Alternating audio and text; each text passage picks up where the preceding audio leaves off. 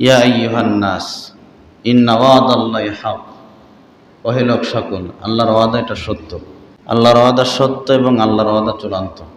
ফালা তাগুররন্নাকুমুল হায়াতুদ দুনিয়া, দুনিয়া যেন তোমাদেরকে ধোঁকায় না ফেলে, দুনিয়া যেন তোমাদেরকে প্রতারিত করতে না পারে। কথাটা কে বলছেন?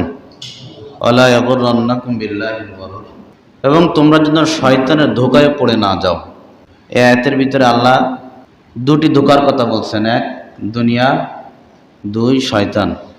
দুনিয়ার কথা আল্লাহ আগে বলছেন, শয়তানের কথা আল্লাহ পরে বলছেন। মানে শয়তানের ধোঁকা থেকে দুনিয়ার ধোঁকা আরো ভয়ঙ্কর। শয়তানের ধোঁকা থেকে দুনিয়ার ধোঁকা কি ভয়ঙ্কর। যার দুনিয়া সুন্দর হয়ে যাবে তার আখিরাত এমনিতেই সুন্দর হয়ে যাবে।